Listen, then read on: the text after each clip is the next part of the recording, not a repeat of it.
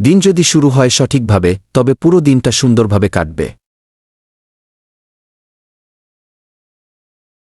কাজ কখন থেমে থাকে না, তাই আমাদের প্রতিদিনের কাজ প্রতিদিন করতে হয়।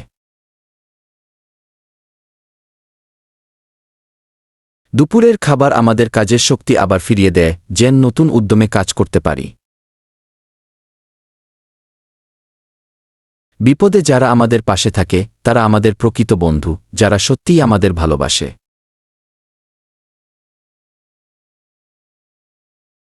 শক্তি থাকা মানে শুধুমাত্র শারীরিক নয়, মানসিক শক্তিও গুরুত্বপূর্ণ। সত্যিকারের শক্তি হল আত্মবিশ্বাস, মনোবল এবং আমার ভিতরের শক্তির প্রতি বিশ্বাস।